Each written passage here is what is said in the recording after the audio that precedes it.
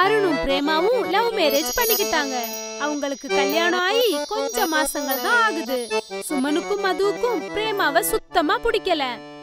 அதுக்கு காரணம் என்னன்னா, பிரேமாவோட அப்பா ரோட்ல சாட் கடை வச்சிருக்காரு.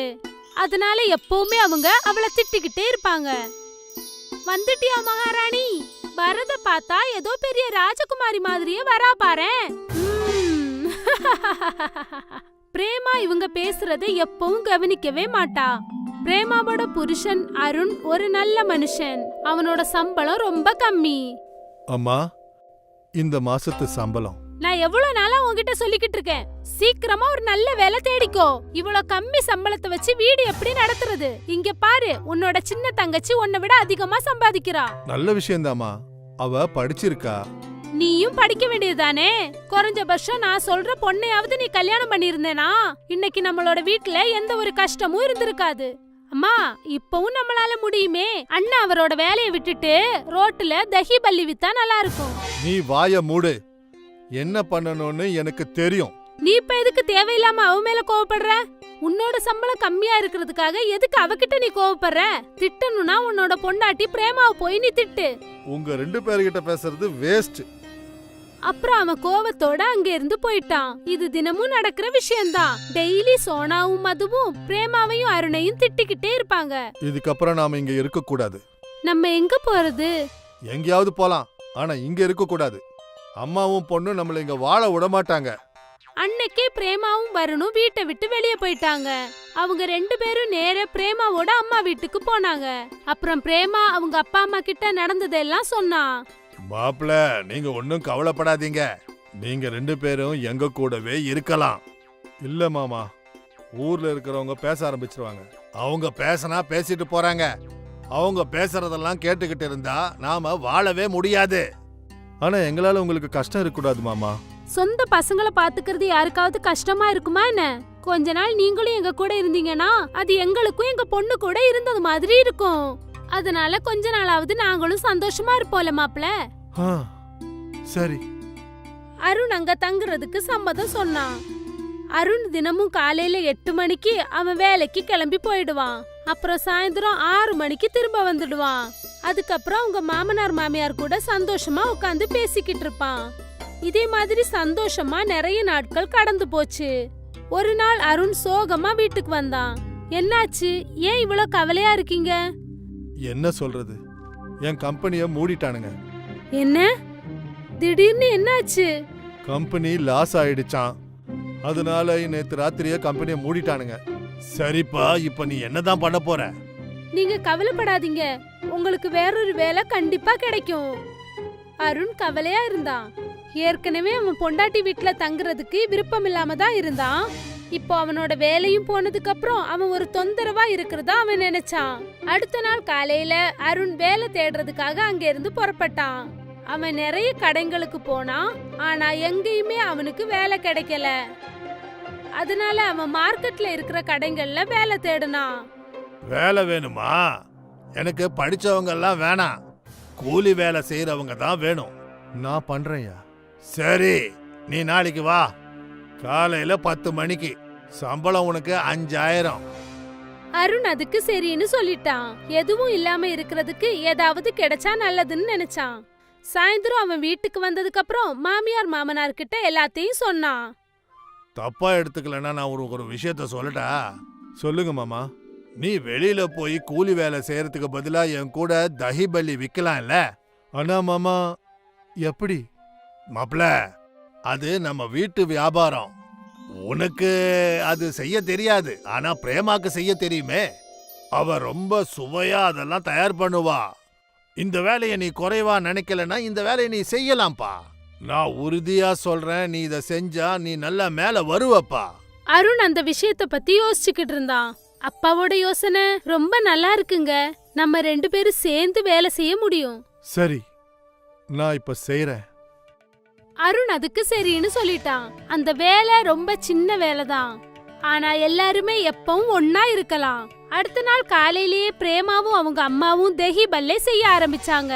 அப்புறம் அருணும் விஜேந்திராவும் தஹி பல்லே விக்கிறதுக்காக கிளம்பி போனாங்க. தஹி பல்லே, தஹி பல்லே. சூடான சுவையான தஹி பல்லே. அந்த சத்தத்தை கேட்டு சில பேர் அந்த கடைக்கு வந்தாங்க. ஒரு பிளேட் கொடுங்க, கொஞ்சம் காரம் அதிகமா கொடுங்க. சரிங்க. அருண் தஹி பல்லேவை பிளேட்ல வச்சு அது மேல தயிரும் சட்னியும் ஊத்தி கஸ்டமருக்கு கொடுத்தான். வாவ் வாவ், ரொம்ப நல்லா இருக்கு. அப்புறம் இன்னும் சில கஸ்டமர்ஸும் தஹி பல்லே சாப்பிட்டாங்க. எல்லாருக்கும் அந்த டேஸ்ட் பிடிச்சிருந்தது. அருணும் விஜேந்திர சிங்கும் சேர்ந்து 500 ரூபாய் சம்பாதிச்சாங்க. அத பார்த்து அருண் ரொம்ப சந்தோஷப்பட்டான். அப்புறம் என்ன, அருணும் விஜேந்திர சிங்கும் சேர்ந்து டெய்லி அவங்க தஹி பல்லே கடைய திறப்பாங்க. அப்புறம் கஸ்டமர்ஸ் ரொம்ப ஆசையா தஹி பல்லே சாப்பிடுவாங்க. ஒரு மாசத்துல அவங்க 2 பேரும் நிறைய காசு சம்பாதிச்சாங்க. இங்க பாத்தியா பிரேமா, எவ்வளவு பணம் சம்பாரிச்சிருக்கிறேன்னு? இது என்னுடைய சம்பளத்தோட பல மடங்கு அதிகம். நல்ல விஷயங்க. நான் அப்பவே சொன்னேன்லம்மா, நாம எல்லாரும் சேர்ந்து செஞ்சோம்னா இது ரொம்ப வளர்ச்சி அடையும்னு. ஆமாங்க. அருணும் விஜேந்திர சிங்கும் சேர்ந்து ரொம்ப கஷ்டப்பட்டு தஹி பல்லே வித்து நிறைய காசு சம்பாதிச்சாங்க. ஒரு வருஷத்திலேயே அருண் சொந்தமா வீடு வாங்கிட்டான். அப்புறம் அவன் விஜேந்திர சிங் கூட சேர்ந்து மார்க்கெட்ல சொந்தமா ஒரு கடையும் ஓபன் பண்ணிட்டான். இப்போ அவங்க 2 பேரும் அவங்க சொந்த கடையில தஹி பல்லே வித்துக்கிட்டு இருந்தாங்க. அப்புறம் அவங்க வேற சில ஆளுங்களையும் வேலைக்கு வச்சுக்கிட்டாங்க. இது வரைக்கும் கூட்டு குடும்பத்தோட பலன் என்னன்னு தெரியாம இருந்தது. ஆனா உங்க அம்மா அப்பா எனக்கு அதை தெரிய வச்சுட்டாங்க. அவங்க 2 பேரும் ரொம்ப நல்லவங்க. அப்புறம் நீங்களும் தான். அப்போதான் அவங்க வீட்டோட டோர் பெல் அடிச்சுது. பிரேமா போய் கதவு திறந்தா அங்க பார்த்தா அவளோட மாமியாரும் நாத்தனாரும் நின்னுக்கிட்டு இருந்தாங்க. வாங்க வாங்க அத்தை, வாங்க உள்ள வாங்க. பிரேமாவோட மாமியாரு நாத்தனாரும் உள்ள வந்தாங்க. மகனே, என்ன மன்னிச்சிடுமா மருமகளே, நாங்க மிகப்பெரிய தப்பு பண்ணிட்டோம். நாங்க உங்க 2 பேருக்கும் கெடுதல் பண்ணிட்டோம். எங்களை மன்னிச்சிடுங்கம்மா. நீங்க 2 பேரும் எங்களை ரொம்ப கஷ்டப்படுத்துனீங்க. ஆனா எங்க கிட்ட பைசா வந்ததுமே இங்க வந்து ஒட்டிக்கலான்னு பாக்குறீங்களா? உங்களை நான் மன்னிக்கவே மாட்டேன். நான் கஷ்டப்படும் போது நீங்க எங்க கூட இல்லல்ல. நான் இப்ப நல்லா இருக்கிறேன்னு பார்த்துட்டு 2 பேரும் என்கிட்ட ஓடி வந்துட்டீங்களா? அருண் அவங்க அம்மாவையும் தங்கச்சியையும் ரொம்ப அதிகமா திட்டினாரு. அவங்க 2 பேரும் கவலையோட வீட்ல இருந்து வெளியே போயிட்டாங்க. அருண் சொன்னது சரிதான். ஒரு சமயம் பிரேமாவும் அருணும் கஷ்டப்பட்டுக்கிட்டு இருந்தாங்க. அப்புறம் தஹிபல் வித்ததுனாலதான் அவங்களோட வாழ்க்கை முன்னேறிச்சு. அவங்களோட உழைப்பு வீண் போகல. அருண் பிரேமாவோட கஷ்டகாலம் முடிஞ்சு போச்சு. ஜெயந்தி லால்ங்கிறவரு ஒரு வியாபாரி. அவருக்கு நகரத்துல நிறைய கடைகள் இருந்தது. ஒவ்வொரு கடையில இருந்தும் அவருக்கு வாடகை வந்துகிட்டு இருந்தது. அம்மா பவானி, நான் என்ன நினைக்கிறேன்னா, நம்ம நுக்கடு கடையில ஏதாவது சாப்பிடுற வியாபாரம் பண்ணலாம்னு நினைக்கிறேன். உங்களோட யோசனை என்னமோ நல்லா தான் இருக்கு. அந்த மாதிரி ஒருத்தன் கிடைச்சா நல்லா இருக்கும். நல்ல சாப்பிடுற உணவை தயார் பண்றவன் வேணும். எனக்கு ஒரு லேடிய தெரியுங்க. அவ ஒரு விதவை. ஆனா அவள மாதிரி தஹி கச்சோடி யாராலையுமே பண்ண முடியாது. அப்படி ஒரு சுவையோட இருக்கும். ஒரு வாட்டி சாப்பிட்டாங்கன்னா போதும், கஸ்டமர்ஸ் கூட்டமா குவிஞ்சிடுவாங்க. அது சரி, அந்தம்மா நம்ம கடையில தஹி கச்சோடி பண்ணுவாங்களா? அவ நம்ம கிராமத்தை சேர்ந்தவ. அவளுக்கு ஒரு பையனும் இருக்கான். ஆனா அவங்க இங்க தங்கறதுக்கு இடம் கொடுக்கணும். அப்படின்னா அவ நிச்சயமா நம்ம கூட சேர்ந்து வேலை பாப்பா. அப்ப சரி, நீ அவங்க கிட்ட சொல்லிடு. நாம வர்ற லாபத்துல பாதி பாதி பங்கு போட்டுக்கலாம். அதுக்கப்புறம் பாப்போம். சரிங்க. மறுநாளே பவானி அவளோட கிராமத்துக்கு போனா சீதாவை பார்க்க. அட நீங்களா? வாங்க வாங்க. ஆமா, எப்படி இருக்க? நான் நல்லா இருக்கேன். நீங்க சொல்லுங்க. உனக்கு தகுந்த ஒரு வேலை இருக்கு. ஆ சொல்லுங்க. நீ பண்ற தஹி கச்சோடி கிராமம் முழுக்க பிரசித்தமானது. என்னோட விருப்பம் என்னன்னா, நீ நகரத்துல இருக்கிற எங்க கடையில தஹி கச்சோடி செஞ்சு விக்கணும். அதுல என்ன லாபம் வருதோ நாம 2 பேரும் பிரிச்சுக்கலாம். சரிங்கக்கா, எனக்கு சம்மதம். ஆனா நகரத்துல நான் எங்க இருக்கிறது? அதுக்கான ஏற்பாடை கூட நான் பண்ணி வச்சிருக்கேன். நீ உடனே உன் பையனை கூட்டிக்கிட்டு நகரத்துக்கு கிளம்பு. சரிங்கக்கா. சீதா தனக்கு தேவையான எல்லா பொருட்களையும் கட்டிக்கிட்டா. அப்புறம் பவானி கூடவே நகரத்துக்கு கிளம்பி போனா. இங்க பவானி சீதாவுக்கு தங்கறதுக்கு ஒரு ரூம் கொடுத்தா. சீதாவும் அவளோட பையனும் அந்த ரூம்ல தான் தங்கினாங்க. கடையில கச்சோரி செய்யறதுக்கும் விற்கிறதுக்கும் எல்லா ஏற்பாடுகளையும் பண்ணிட்டாங்க. சீதாவும் அவளோட பையனும் சேர்ந்து கச்சோடி செய்வாங்க. அப்புறம் பவானி கவுண்டர்ல உட்காந்து பணம் கலெக்ட் பண்ணுவா. ஒரு கஸ்டமர் தஹி கச்சோடிய வாங்கினா, அத சாப்பிட்டான். உங்க கடையில செய்யற தஹி கச்சோடி ரொம்ப நல்லா இருக்கு. ஆ எனக்கு தெரியும். சீதா கையால செய்யற தஹி கச்சோடியோட சுவை கஸ்டமர்ஸ் நிறைய பேருக்கு பிடிச்சு போச்சு. ஒரு வாரத்துக்கு அப்புறமா பவானி லாப கணக்கு பார்த்தாங்க. அப்புறம் சீதாவுக்கு வந்த லாபத்துல பாதி காசை கொடுத்துட்டாங்க. ரொம்ப நன்றிக்கா. சரிம்மா. பாதி லாபத்தை எடுத்துக்கிட்டு பவானி தன்னோட வீட்டுக்கு வந்தா. இந்தாங்க இந்த வார லாபம். அடேங்கப்பா, இவ்வளோ பணமா? கஸ்டமருங்களுக்கு சீதா செய்யற தஹி கச்சோடி ரொம்ப பிடிச்சு போச்சு. நல்ல விஷயம். சீதாவும் அவளோட பையனும் 2 பேரும் சேர்ந்து தஹி கச்சோரி செஞ்சு வித்தாங்க. அப்புறம் இங்க பவானி கவுண்டர்ல உட்காந்து பணத்தை கலெக்ட் பண்ணிட்டு இருந்தா. ஒவ்வொரு வாரமும் வர லாபத்துல பாதி பணத்தை சீதா கையில கொடுப்பா. சில மாசமா தொடர்ந்து இந்த விஷயம் நடந்துட்டு இருந்தது. ஒரு நாள் ஜெயந்தி லாலோட மனசுல ஒரு எண்ணம் தோணுச்சு. நாளுக்கு நாள் நம்மளுடைய லாபம் அதிகமாக்கிட்டே போகுது. அது உண்மைதான். ஆனா இந்த லாபம் நமக்கு பாதி தானே கிடைக்குது. ஆமா, ஆனா இதுல நாம என்னங்க செய்ய முடியும்? சீதாவோட கையில பக்குவம் வாங்கி இருக்குங்க. அதனால தான் நம்மளோட தஹி கச்சோரி இந்த அளவுக்கு வியாபாரம் ஆகுது. அப்போ நாம என்ன பண்ணணும்னா லாபத்துக்கு பதிலா சீதாவுக்கு கூலி கொடுக்கூடாது. இதனால லாபம் கூட நம்மளுக்கு அதிகமாகும்ல. பவானி சீதா கிட்ட பேசுறதுக்கு வந்தா. என்னாச்சுக்கா, நீங்க இங்க வந்திருக்கீங்க? சீதா, இப்போ விலைவாசி எல்லாம் ஏறிடுச்சு. உனக்கே நல்லா தெரியும், அந்த கடை எனக்கு சொந்தமான கடை. அதனால பாதி லாபம் எனக்கு பத்த மாட்டேங்குது. பேசாம இப்படி பண்ணுவோம், நான் உனக்கு தினமும் அந்த நாளுக்கான பணத்தை கொடுத்துட்றேன். தினமும் 300 ரூபாய்.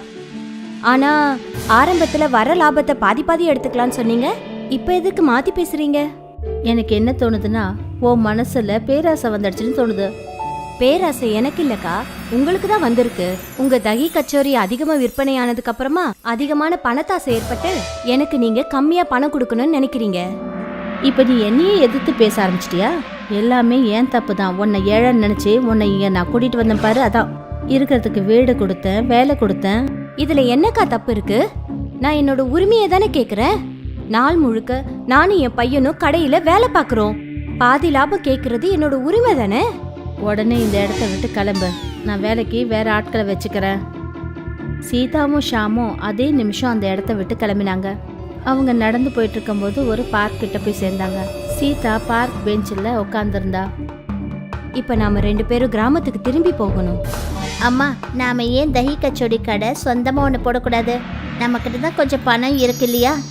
அது இருக்கு, ஆனா நம்ம எந்த இடத்துல போய் தங்க முடியும்? பார்த்துக்கலாமா. சீதாவுக்கும் ஷாமுக்கும் ஒரு குடிசை வாடகைக்கு கிடைச்சது. அப்புறம் மீதி இருக்கிற பணத்துல அவங்க ஒரு கைவண்டி கடை வாங்கினாங்க. அப்புறம் இந்த கைவண்டி கடையில தஹி கச்சோடி செஞ்சு விற்க ஆரம்பிச்சாங்க. ஒரு தஹி கச்சடி குடுமா தங்கச்சி. இதோ இப்பவே கொடுக்குறேன். சீதாவோட வண்டி கடையில நிறைய ஜனங்க வந்தாங்க. அப்புறம் அவ செய்யற தஹி கச்சோடியோட சுவைய எல்லாரும் பாராட்டினாங்க. அக்கா, நீங்க செய்யற தஹி கச்சோடியோட சுவை ரொம்ப நல்லா இருக்கு. நன்றிங்க. நான் இங்க தினமும் சாப்பிட வருவேன். கண்டிப்பா வாங்க. முதல் நாளே அவங்களுக்கு நல்ல வருமானம் வந்தது. இந்த பணம் பவானி அக்கா கொடுத்த லாபத்தை விட அதிகமான பணம் இது. அப்புறம் இது மொத்தமும் நம்மளோடதுமா? ஆமா, இதே மாதிரி போயிட்டு இருந்தா நாம பட்ட கஷ்டம் எல்லாமே தீந்துடும். சீதாவும் ஷாமும் தினமும் அவங்க தள்ளு வண்டி கடையில தஹி கச்சோடி பண்ணி விற்க ஆரம்பிச்சாங்க. நாளுக்கு நாள் அவங்களோட கஸ்டமர்ஸ் கூடிக்கிட்டே போனாங்க. சீதாவும் ஷாமும் கொஞ்சம் கூட ரெஸ்டே இல்லாம உழைக்க ஆரம்பிச்சாங்க. அதனால அவங்களோட வியாபாரமும் நல்லா போய் நல்லா சம்பாதிக்க ஆரம்பிச்சாங்க. இங்க பவானி அவளோட கடையில இன்னொரு லேடிய வேலைக்கு வச்சுக்கிட்டாங்க. இதப்பா தங்கச்சி, போன வாட்டி மாதிரி இந்த வாட்டி இதனுடைய சுவை இல்ல, தப்பா நினைக்காதீங்க. சாப்பிட்றதா இருந்தா சாப்பிடு, இல்லைன்னா இங்கேருந்து இடத்த காலி பண்ண. ஒன்று, பவானியோட கச்சோரி சாப்பிட்றதுக்கு நல்லாவே இல்லை. அது மட்டும் இல்லாம அவங்க கஸ்டமர்ஸ் கிட்ட ஒழுங்காவே பேசுறது கிடையாது. இந்த காரணத்துக்காக இவங்களோட வியாபாரம் முழுகிக்கிட்டு இருந்தது. ஒரே மாசத்துல கஸ்டமர்ஸ் எல்லாம் போயிட்டாங்க. இப்போ பவானியோட லாபத்தை விடுங்க, என்ன செலவு பண்ணாங்களோ அதுவே அவங்களால வெளியே எடுக்க முடியல. இந்த வாரம் எந்த வியாபாரமும் நடக்கல. எனக்கு என்ன தோணுதுன்னா, பேசாம நீ கச்சோடி வியாபாரத்தை விட்டுடணும். நான் அந்த கடைய வாடகைக்கு விட்டு ஏதாவது சம்பாரிச்சுட்டு போறேன். அநேகமா இதுதான் சரியா இருக்கும். பவானி தஹி கச்சோடி கடையை மூடிட்டாங்க. அப்புறம் இங்க சீதாவும் ஷியாமும் நல்ல முன்னேறிட்டாங்க. அவங்க ஒரு கடையை வாடகைக்கு கூட எடுத்துக்கிட்டாங்க. சீதாவும் ஷியாமோட உழைப்பும் நல்ல முன்னேற்றத்தை கொடுத்தது. அதுவே பேராசை பிடிச்ச ஜெயந்திலால் அப்புறம் அவரோட மனைவி பவானி அவங்களோட ஆசை அவங்களே அழிச்சிருச்சு. அவங்களோட தஹி கச்சோரியோட கடை மூடப்பட்டது. இதுக்கு தான் சொல்லுவாங்க, நேர்மையா வேலை செய்யறது எப்பவுமே நியதியானது. ஒருவேளை ஜெயந்திலாலும் அவரோட மனைவி பவானியும் சீதாவுக்கு கொடுக்க வேண்டிய லாபத்தை ஒழுங்கா கொடுத்துருந்தாங்கன்னா இன்னைக்கு அவங்களோட பணமும் பல மடங்கு உயர்ந்திருக்கும். ஆனா அவங்களோட பேராசை அவங்க கண்ணையே மறைச்சிடுச்சு. ஒரு கிராமத்துல ஒரு ஏழை பால்காரன் இருந்தான். அவன் கிட்ட ஒரு மாடு இருக்கு. அந்த மாட்டோட பாலை வித்துதான் அவன் தன்னோட குடும்பத்தை பாத்துக்கிட்டு இருந்தான். அரே கோமாதா, எந்திரிச்சிட்டியா? பால்காரன் கோசாலையில இருந்து வைக்கோல் எடுத்துட்டு வந்து மாட்டுக்கு கொடுப்பான். மாடும் சத்தமா கத்திட்டு இருக்கும்.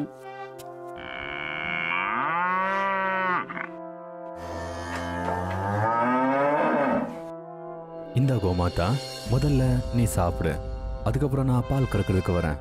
பால்காரன் மாட்டுக்கு வைக்கோலை வச்சுட்டு அங்க இருந்து வீட்டுக்கு போயிட்டான். அப்புறம் மாடு வைக்கோலை சாப்பிட்டுட்டு இருக்கும். கொஞ்ச நேரத்துக்கு அப்புறம் பால்காரன் ஒரு சின்ன பக்கெட் எடுத்துக்கிட்டு பால் கரைக்கிறதுக்காக மாட்டுக்கிட்ட வந்தான். மாடு வைக்கோலை சாப்பிட்டுச்சு. இப்போ பால்காரன் பாலை கரைக்க ஆரம்பிச்சிட்டான். பாலை கரைச்சதுக்கு அப்புறம் அந்த பாலை ஒரு கேன்ல ஊத்தினான். அட, நான் கூப்பிடுறது கேக்குதா? சொல்லுங்க. நான் பால் விற்கிறதுக்கு மார்க்கெட்டு போறேன். வரதுக்குள்ள சாப்பாடு தயார் பண்ண. சரி, நீங்க மார்க்கெட்டுக்கு போயிட்டு வாங்க, நான் அதுக்குள்ள சாப்பாடு செஞ்சு வச்சிடுறேன். பால் பால் பால் பால், பசும்பால் பசும்பால் பசும்பால் பசும்பால், பால்கார வந்திருக்கேன், பால் வாங்கலையா? அட அண்ணன், 1 லிட்டர் எவ்வளோ? அண்ணா, லிட்டர் 50 ரூபா. ஆனா மற்றவங்க எல்லாம் 40 ரூபாய்க்கு கொடுக்குறாங்களே. இங்க பாருங்கண்ணா, நான் இப்போதான் கறந்து எடுத்துட்டு வரேன். ரொம்ப ஃப்ரெஷ்ஷா இருக்கு. நான் இதுல தண்ணியெல்லாம் ஊற்ற மாட்டேன், ஒரு சொட்டு கூட ஊற்ற மாட்டேன். வேணா டெஸ்ட் பண்ணி பாருங்க. கண்டிப்பா காட்டுங்க. பால்காரன் அந்த கஸ்டமரோட கையில சில சொட்டு பாலை ஊத்தினான். கஸ்டமர் அந்த பாலை செக் பண்ணான். அப்புறம் தன்னோட தலையை ஆட்டினான். அடேங்கப்பா, பால் ரொம்ப திக்கா ஃப்ரெஷ்ஷா இருக்கு. ஆனா விலை அதிகமா சொல்றப்பா நீ. அதாங்க ஐயா, நான் உங்ககிட்ட முன்னாடியே சொன்னேன்ல, நல்லதுக்கு காசு கொடுத்துதான் ஆகணும். கண்டிப்பா. இந்தா 100 ரூபாய், எனக்கு 2 லிட்டர் பால் கொடுப்பா. பால்காரன் அந்த கஸ்டமரோட கிண்ணத்துல அளவெடுத்து 2 லிட்டர் பாலை ஊத்தினான். கஸ்டமர் அந்த பாலை எடுத்துக்கிட்டு தன்னோட வீட்டுக்கு போனான். இதே மாதிரி பால்காரன் மற்றவங்களுக்கும் பாலை வித்துட்டு இருந்தான். அப்புறம் பாலெல்லாம் வித்து முடிஞ்சதுக்கு அப்புறம் பால்காரன் தன்னோட வீட்டுக்கு திரும்பி வருவான். அவன் வீட்டுக்கு வந்து சேர்ந்ததுமே அவனோட மனைவி அவனுக்காக சாப்பாடு தயார் செஞ்சு வச்சிருந்தா. நீங்க சீக்கிரமா கை கால் கழுவிட்டு வாங்க, நான் சாப்பாடு வைக்கிறேன். பால்காரன் ஃப்ரெஷ் ஆயிட்டு சாப்பிட்றதுக்காக உட்காந்துட்டான். என்னங்க, இப்போ விலைவாசி ரொம்ப கூடி போயிட்டு இருக்கு. நாம இன்னொரு மாட்டை வாங்கி ஆகணும். அதால நம்மளோட வருமானமும் கூடும். சரி சரி, பார்க்கலாம். நான் கொஞ்சம் காசு சேமிச்சு வைக்கிறேன். எப்படியும் இந்த மாட்டுக்கு வயசாயிடுச்சுங்க. ஆமா, வயசு ஆயிடுச்சு. அவளால தான் இப்போ நாம சாப்பிட்டுக்கிட்டே இருக்கோம். ஆனா வருங்காலத்துல கஷ்டமாக போகுது. ஏன்னா இப்போ இந்த மாடு பாலை கம்மியா கொடுக்குது. நீ ஒன்றும் கவலைப்படாத, இது நமக்கு அதிர்ஷ்டமான மாடு. உனக்கு ஞாபகம் இருக்கா? இது மாடு இல்ல, கடவுளோட ஆசீர்வாதம். இது கோயில்கிட்ட தான் நமக்கு கிடைச்சது. பாருங்க, இப்போ இந்த மாடு 2 லிட்டர் பாலை கூட கொடுக்க மாட்டேங்குது. ஆமா ஆமா, பால் கொடுக்கறது கம்மி ஆயிடுச்சு. ஆனா அதுக்கு நம்ம என்ன பண்ண முடியும்? இத வித்துடுங்க. ஆனா யாருமே பாவம் இந்த வயசான மாடை வாங்க மாட்டாங்க.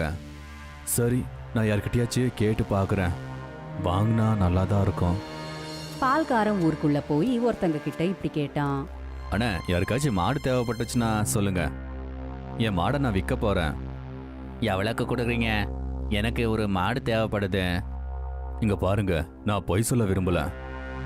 என் மாட்டுக்கு வயசாயிடுச்சு, பால் கம்மியாக தான் கொடுக்குது. அதனால 1000 ரூபாய்க்கு நான் கொடுக்குறப்பா. சரி, அதை எனக்கே கொடுங்க. அந்த ஆளு பால்காரனுக்கு ஒரு 1000 ரூபாவை கொடுத்து அந்த மாட்டை வாங்கிட்டு போயிட்டான். அப்புறம் அந்த மாட்டை எடுத்துட்டு வந்து தன்னோட மாட்டு கொட்டகையில கட்டி வச்சுட்டான். நானும் இப்போ பாலை விற்று காசு சம்பாதிக்க போறேன். அந்த ஆளு மாடு சாப்பிட்றதுக்காக வைக்கோல் எடுத்துட்டு வந்தான். சீக்கிரமா சாப்பிடு, நான் பாலை கறக்கணும். மாடு சாப்பிட்டு முடிச்சதுமே அந்த ஆளு பாலை கறக்க ஆரம்பிச்சிட்டான். அட என்ன இது? இது வெறும் 1 லிட்டர் தான் பால் கொடுத்துருக்கு. இப்படி இருந்தா எப்படி? அந்த ஆளு பால்ல கொஞ்சம் தண்ணியை கலந்துட்டு அதை விற்கிறதுக்காக மார்க்கெட்டுக்கு போனான். பால் வாங்கலையா? பால்கார வந்திருக்கேன். பால் வாங்கலையா? பால்கார வந்திருக்கேன். அண்ணா 1 லிட்டர் பால் கொடுங்க. அந்த ஆளு கஸ்டமருக்கு 1 லிட்டர் பாலை கொடுத்தான். பால் எல்லாம் வித்து முடிச்சதுக்கு அப்புறம் அந்த ஆளு வீட்டுக்கு திரும்பி வந்தான். சாயந்தரம் பாலை கறக்கிறதுக்காக மாட்டுக்கிட்ட போனப்போ இந்த வாட்டியும் அந்த மாடு 1 லிட்டர் பாலை தான் கொடுத்தது. அட என்ன இது, இவ்வளோதான் பாலா? இது சரிப்பட்டு வராது.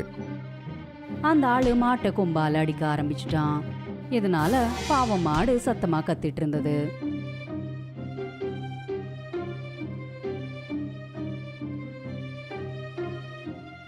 மாட்டோட இந்த சத்தத்தை கேட்டு அந்த சைடா போயிட்டு இருக்கிற பழைய பால்காரன் அந்த இடத்துக்கு வந்துட்டான்.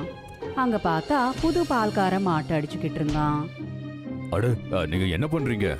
கோமாதாவை நீங்க அடிக்கிறீங்களா? அட இது என்னோட மாடு. 1000 ரூபாய் கொடுத்து நான் வாங்கியாச்சு. பால் கொடுக்கலனா ஆடி வாங்கத்தான் செய்யணும். அட இது சரியில்லை. இதை எல்லாத்தையும் பார்த்துக்கிட்டே இருக்க முடியாது. இந்தாங்க உங்க 1000 ரூபாய். என் மாட்டை திருப்பி கொடுங்க. பால்காரன் அந்த ஆளுக்கு காசு கொடுத்துட்டு அந்த மாடை கூட்டிக்கிட்டு வீட்டுக்கு வந்துட்டான். இங்க பாருப்பா, அவன் மாட்டை அடிச்சு அடிச்சு எப்படி பண்ணி வச்சிருக்கான் பாரு. எப்படிப்பட்ட ஆளுங்கெல்லாம் இருக்காங்க இந்த உலகத்துல. என்ன நடந்தாலும் சரி, இனி இதை விற்க வேண்டாங்க. கஷ்ட காலத்துல இந்த மாடு நமக்கு உதவி பண்ணிருக்கு. இப்போ அதுக்கு வயசாயிடுச்சு. நாம இதை யாருக்குமே விற்கவே கூடாது. பால்காரன் மாட்டுக்கு வைக்கோல கொடுத்து பாலை கறக்க ஆரம்பிச்சுட்டான்.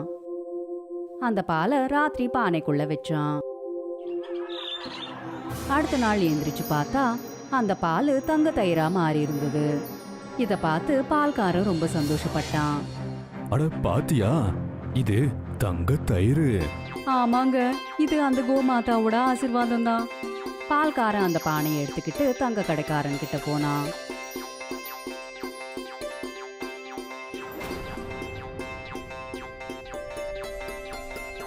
தங்க கடைக்காரன் தயிரை எடுத்துக்கிட்டு 5000 ரூபாவையும் அப்புறம் அந்த பானையும் பால்காரனுக்கு கொடுத்தான்.